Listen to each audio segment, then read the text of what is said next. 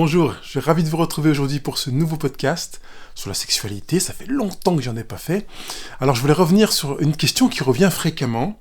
Elle est formulée de différentes manières, alors je vous donne quelques formulations. Quel est le rythme normal pour faire l'amour ? La fréquence, c'est la norme du nombre de rapports sexuels. Quand est-ce qu'on a assez de rapports sexuels en couple ? Combien de fois fait-on l'amour ? Après, et je donne pas l'âge pour garder la personne anonyme, est-ce que nous faisons souvent l'amour, assez souvent l'amour, si nous avons une fréquence de 2 fois par semaine ? Combien faut-il de rapports sexuels par mois pour être heureux dans mon couple ? Et quelle est la fréquence idéale pour des rapports sexuels ? Une émission comme celle-là s'imposait, je trouve que ça vaut vraiment le coup de se poser la question. Pourquoi cette question se pose ? Pourquoi vous arrive-t-il, si vous vous posez la question, c'est pas le cas, mais pourquoi certains couples se posent la question de la fréquence des rapports sexuels ? Nous aimons beaucoup, dans notre société, nous aimons beaucoup faire des tableaux, des chiffres, des recherches, des analyses, donner des statistiques, des moyennes. J'en avais déjà parlé sur le moral des Français, sur un autre blog. Le moral des Français dit ceci, cela. Voilà, parce qu'on a échantillonné 1000 personnes, on leur a posé la question, et puis on a interprété les chiffres. La fréquence des rapports sexuels, évidemment, on est obligé de le faire sur un échantillon de 1000 personnes pour savoir quelle est la fréquence, à partir de quelle fréquence un couple sera heureux, quelle est la fréquence idéale, quelle est la fréquence que les gens estiment être normale. Et ce que j'ai constaté, c'est que quand on a fait un sondage, par exemple, sur les personnes qui achètent ou lisent des magazines People, on s'est rendu compte qu'entre le nombre de réponses de personnes qui disent « oui, je lis ou j'achète un magazine People », et entre le nombre des ventes, il y avait un écart considérable. Pourquoi cet écart ? Parce que les gens ne disent pas toujours la vérité. Ils ne voient aucun intérêt à aller dire la vérité sur leur lecture des magazines People par rapport à l'image que cela donne d'eux-mêmes. Ma question est la même par rapport à la fréquence des rapports sexuels. Quand on interroge quelqu'un sur la fréquence des rapports sexuels, est-ce qu'on a dans la réponse ce que cette personne estime comme étant la bonne réponse à donner, ou est-ce vraiment une conviction profonde, une expérience de ce qui lui paraît être logique ?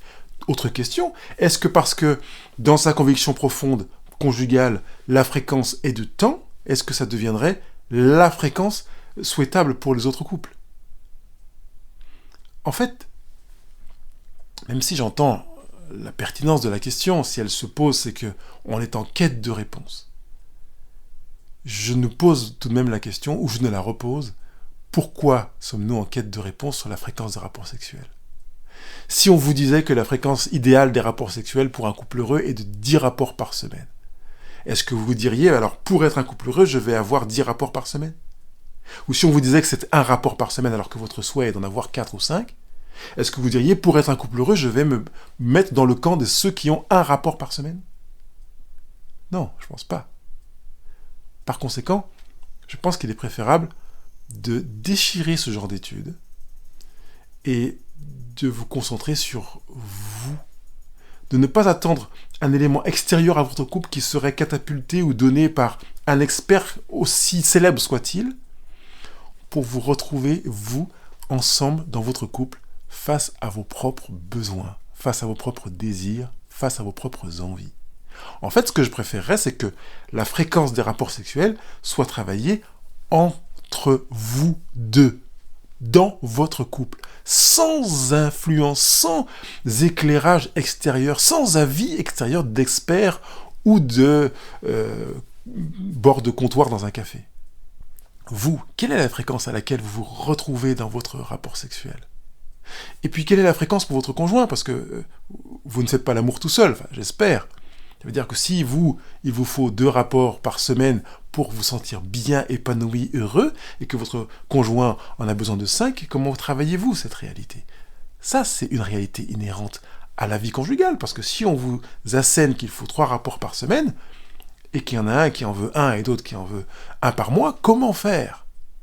Vous n'allez pas imposer à l'autre des rapports sexuels pour être heureux, pour son bonheur. Surtout pas.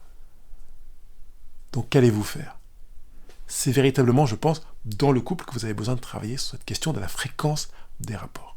Alors, maintenant qu'on a commencer à répondre à la question de la fréquence, et que surtout, s'il vous plaît, travaillez en couple pour travailler à votre fréquence, trouver un équilibre, varier, être sensible aux besoins des uns et des autres, ben, je voudrais qu'on se sente peut-être sur la question de fond, est-ce que vous êtes satisfait dans vos rapports sexuels?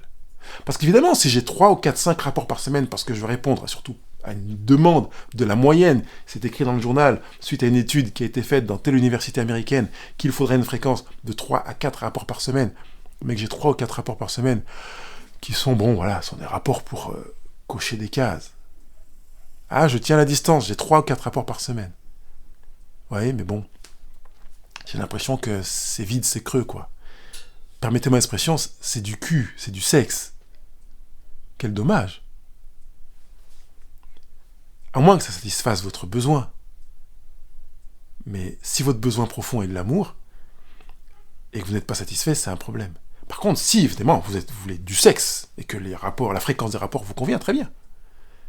Si vous voulez autre chose, que vous voulez vous centrer aussi sur la qualité, sur le sens, la profondeur des rapports, eh bien, que ce soit du sexe ou un rapport profond avec du sens, centrez-vous non plus sur la fréquence, mais sur le sens de ce que vous voulez vivre. Centrez-vous sur le sens de ce que vous voulez vivre. Oubliez la fréquence. Pensez à vous. Pensez à votre épanouissement personnel, respectif. Chacun des membres du couple, plus le couple. Il y a 3 épanouissements qui sont en jeu. Donc travaillez dans cette dynamique, dans cette relation-là, en mettant de côté les statistiques et aimez-vous en étant à l'écoute de vous, de qui vous êtes véritablement, profondément, intensément pour faire l'amour. Alors fréquence libre, amour libre, bonheur assuré. À bientôt.